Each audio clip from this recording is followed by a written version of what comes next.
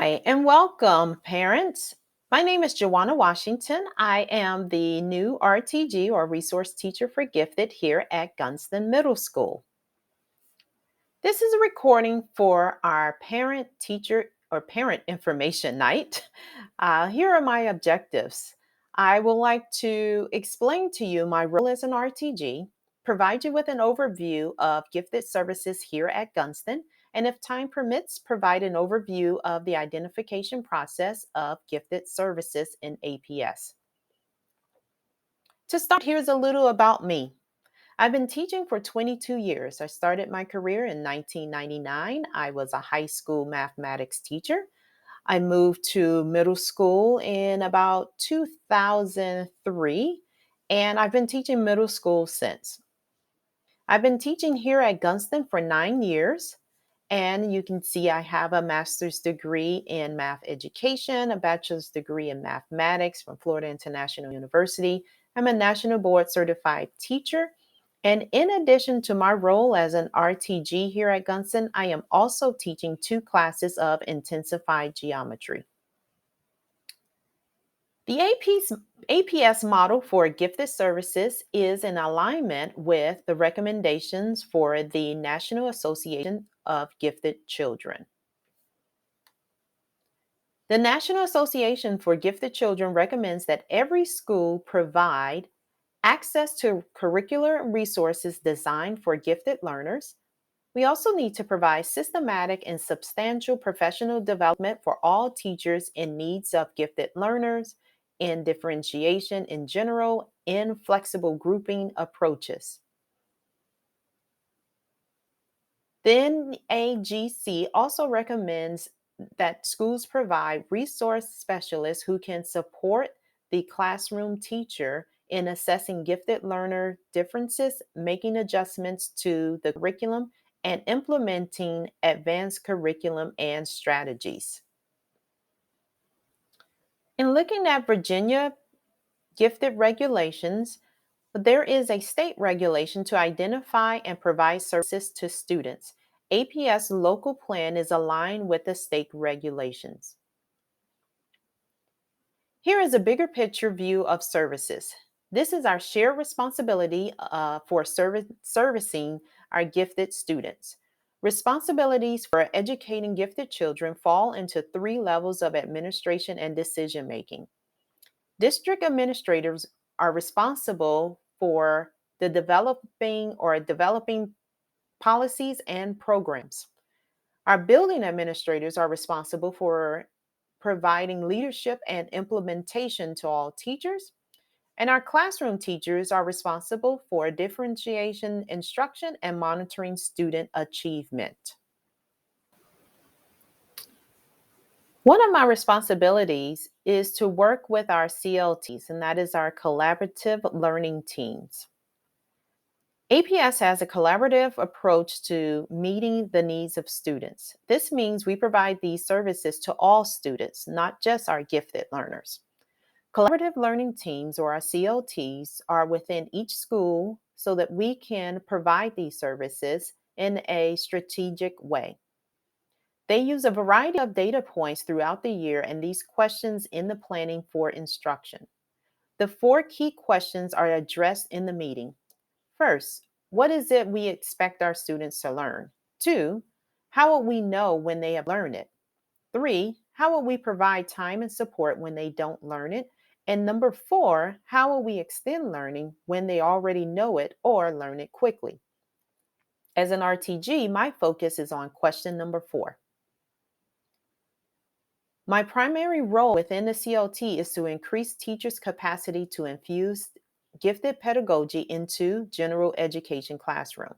This capacity includes the ability to implement curriculum design for high ability learners. This support happens in a variety of ways. It could be within the CLT meeting, it could be planning with individual teachers, leading professional development to the staff, providing and or co-teaching curriculum written for advanced learners and critical and creative thinking lessons. Here is a big picture version of my role and support I give within the building.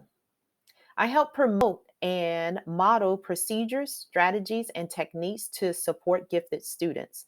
I work collaboratively with cluster teachers to plan and deliver instruction. I provide curricular resources in order to differentiate content for gifted students. And I lead PD or professional development and or inform staff about gifted and opportunities training opportunities that are available through the district. I advocate for underrepresented populations, including our twice exceptional ESOL, ELL, or SPED students, and our students in poverty. I also facilitate the gifted identification process. Gifted services in the middle school classroom may look different from what you've seen in elementary school. We use a collaborative cluster model, and cluster teachers are the primary deliverers of the differentiated instruction with support from the RTG. What I do here is provide classroom support. I do this by collaborating with grade level teams and our individual teachers to plan and implement advanced content. I utilize collaborative teaching methods to provide support for differentiated instructions, working with teachers to find and nurture underrepresented populations while working with our equity and excellence coordinator, who is Kristen Law. Here is our critical and creative thinking framework.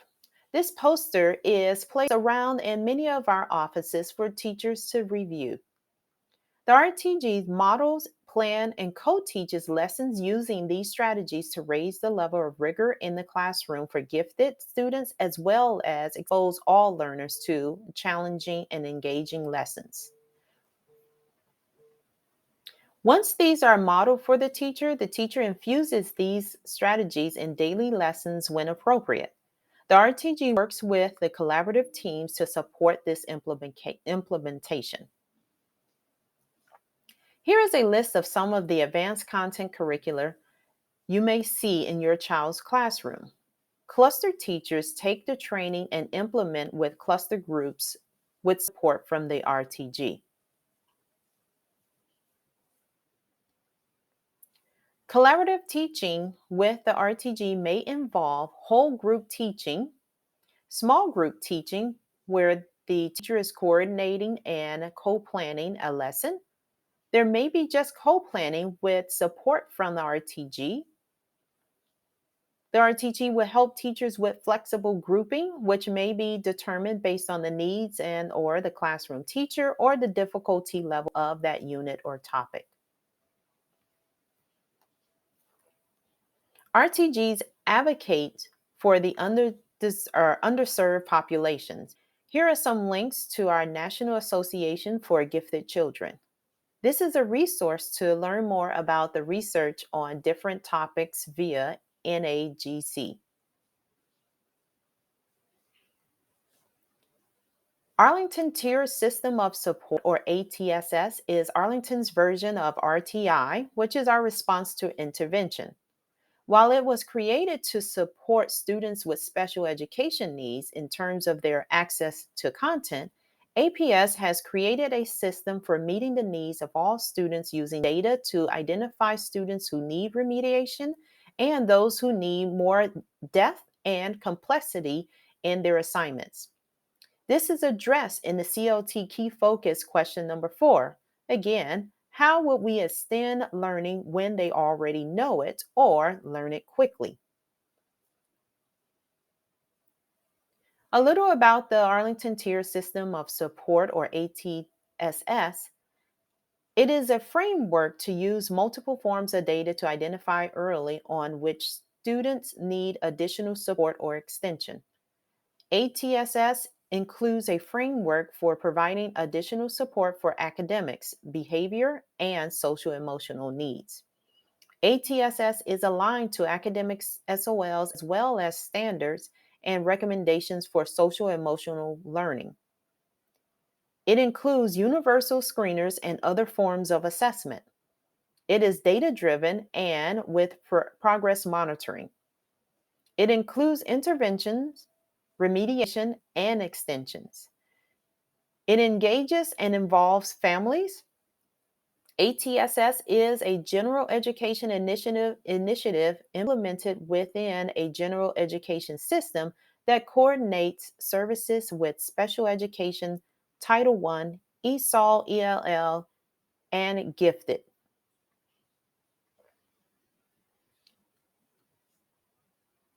When we look at our students, we have some students that are identified as twice exceptional students or 2E students. Well, these are students that are gifted students that are also maybe SPED students, ELL students, or students with 504s.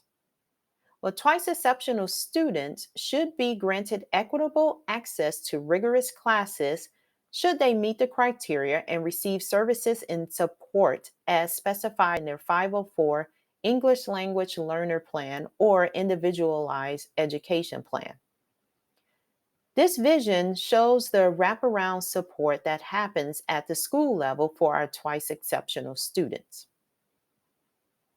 In this support, RTGs work with case carriers, work with special ed teachers, and work with our counselors in providing support for our gifted learners.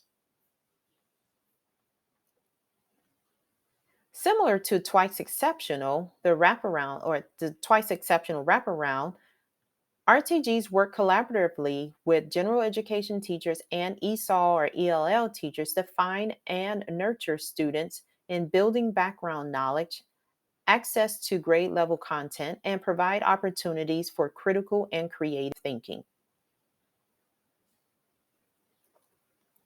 In looking at ongoing communication, Gunston's Gifted Services website contains parent information night or the parent information night video and presentation. There's a collaborative effort between cluster teachers and the RTG.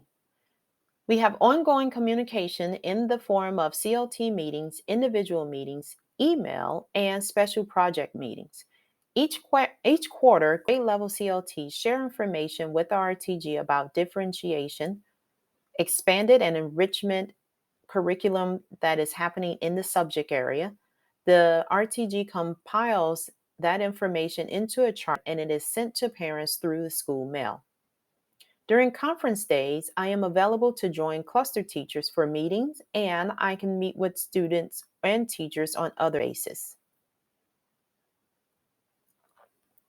Please stay connected with Gifted Services by checking out our website and Twitter pages.